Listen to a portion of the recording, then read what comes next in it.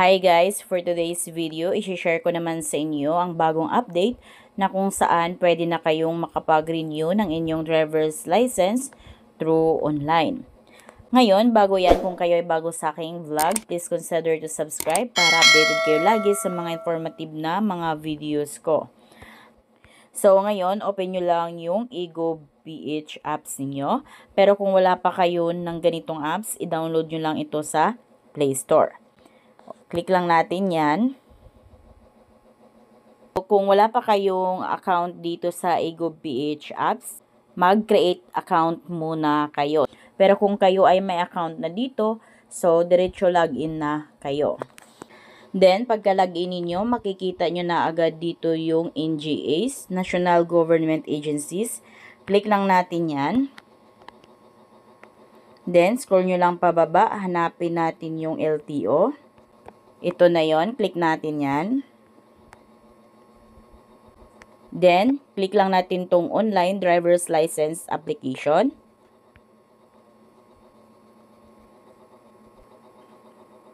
Then, click natin tong complete your profile to continue. Ito, may important reminders guys. So, dito, ensure that you upload your valid and current driver's license. Then, make it sure lang din na hindi pa expired yung inyong driver's license. So, pag yung hawak ninyong driver's license sa ngayon is expired na, so, hindi kayo pwede dito online. Kailangan pumunta kayo sa mismong LTO branch. So, ito naman, ensure that you have a valid online driving enhancement program or ODEP certificate. So, para makakuha kayo ng ganitong certificate, click nyo lang to. Dito, click nyo lang tong open sa tatlong mapagpipilian dito. So, halimbawa, itong pinakauna, click natin yung open. Then, click nyo lang tong enroll now.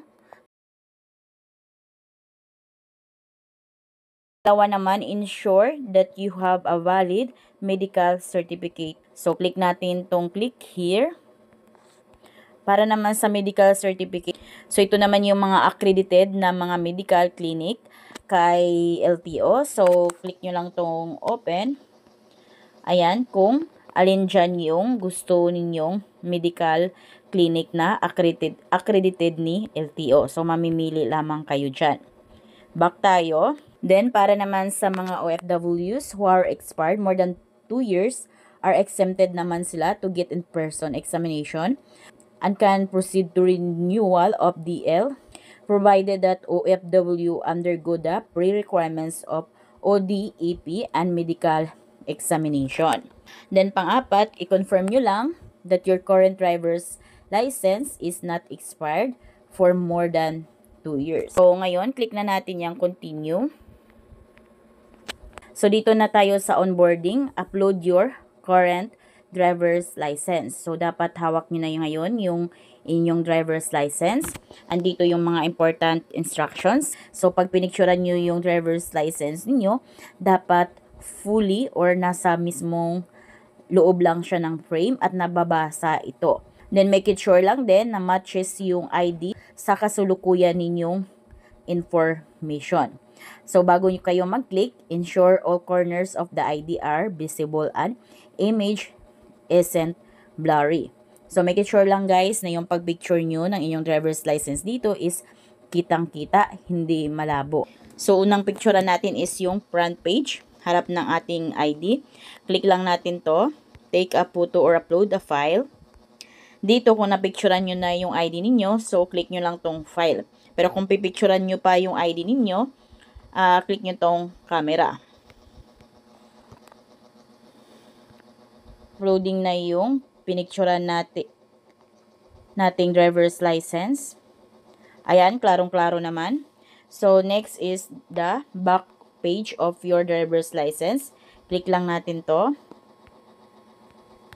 Then, click camera. Di ko pa napicturean yung likod ng aking driver's license.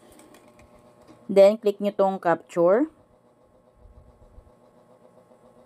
Ayan, pag klarong-klaro naman yung pagka-picture ninyo ng inyong driver's license, front at back, click nyo na tong next. Personal information successfully saved. So, dito, weight ninyo, then kung ano yung height ninyo, kulay ng mata ninyo, blood type ninyo. Then, in case of emergency information naman, lagay nyo dito yung kumpletong pangalan, address, at contact number kung sino yung gusto nyong ilagay na contact person. Dito sa baba, kung kayo ay OFW, so click nyo tong circle ng yes. Pero kung hindi naman kayo OFW, so okay na yan, naka-no na yan. So, after nyo malagyan yung mga information dyan, click nyo na itong next. Then, lalabas na agad yung ating address. Click nyo lang tong next. So, dito, mamimili kayo ng LTO branch. Then, lagay nyo dito yung driver's license number ninyo. Kung kailan mag-expire. Kung ano yung license card serial number nito. Then, after nyan, click nyo na itong next sa baba. Next naman is mag-upload tayo ng ating valid picture for driver's license. So, important instructions dito guys. So, madami yan. Basahin nyo na lang. So, dapat lang na hindi kayo nakasuot ng sombrero or naka-sunglasses. Ayan, din dito, click lang natin tong take a photo or upload the file. Then, click natin yung camera. Mag-selfie tayo. I-make sure nyo lang na naka-center yung mukha ninyo. Kitang-kita or within the frame. Click nyo lang tong crop. Tayin nyo lang na mag-upload. Ayan, na-upload na. Click na natin tong next. Then, dito is your signature. So, mag-signature lang kayo gamit yung daliri ninyo. So, kung ano yung nakalagay na signature sa inyong driver's license is dapat same dito sa isulat nyong signature. Then, after nyan, click nyo na itong next. Ayan, dito na tayo sa pinaka-last na step. Step of 7 na. So, dito, check nyo yung mga information na inailagay ninyo kung tama ba lahat. Yung personal information, yung contact information, yung address, other informations, license details, at saka kung yung mga isasubmit yung requirements dito like yung ID ninyo, yung selfie ninyo is klarong-klaro ba, hindi ba blurred. And pag may i-edit pa kayo or may mali dyan sa information na nailagay ninyo, click nyo lang tong back. Pero pag once na tama naman lahat ng information na nailagay ninyo, click nyo na itong submit. Then, ayan guys, yan yung lalabas for data correction pa. Your account is currently under data correction. The system will notify you once your account has been verified. Please note that the process may take at least 24 hours on business day. And so, pag once na successfully verified na yung profile ninyo, so, pwede na tayong makapag-apply ng driver's license. Click lang natin to. Then, may lalabas na ganito sa baba. Driver's license renewal application. So, click lang natin yan. Then, mamimili tayo dito kung anong klaseng payment yung pagbabayad natin dito sa ating driver's license renewal. Kung online banking ba, Paymaya ba, or kaya cash payments, bank ba, or kiosk machines, or Visa, or MasterCard. So, sa akin, pipiliin ko yung cash payments. Then, click Pay Now. Then, after nyo makapagbayad, ganito pa yung lalabas sa inyong account for assessment pa. So, makatanggap din kayo ng text that you have successfully submitted your renewal of your driver's license. Then, maghintay lang tayo ng another text. So, mga ilang oras or minuto, makakatanggap ulit kayo ng text na galing kay LTO. So, sa pangalawang text ni LTO, so, nakalagay doon na you are approved to renew your driver's license.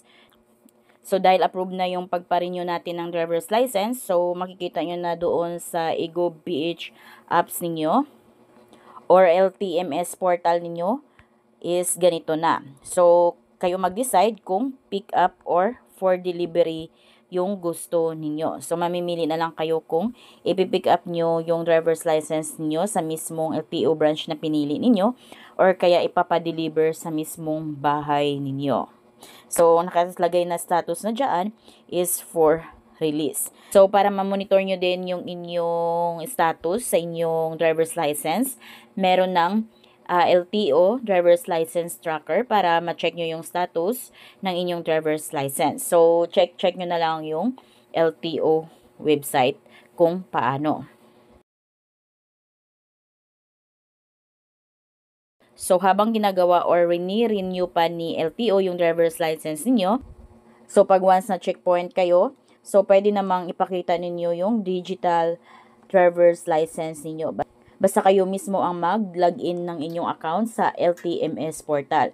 So, bawal yung screenshot. Kailangan sa harapan ng traffic enforcer, sino yung nag-checkpoint sa inyo at hinanapan kayo ng driver's license at expired na yung dala ninyo. So, pwede namang through your cellphone sa LTMS portal, yun yung ipapakita ninyo. Basta, again, kayo ang maglalagin nito. So, ganun lang guys kung paano kayo makapag-renew ng inyong driver's license through online. So, kung kayo bago sa aking vlog, please consider to subscribe para updated kayo lagi sa mga videos ko. Thank you for watching!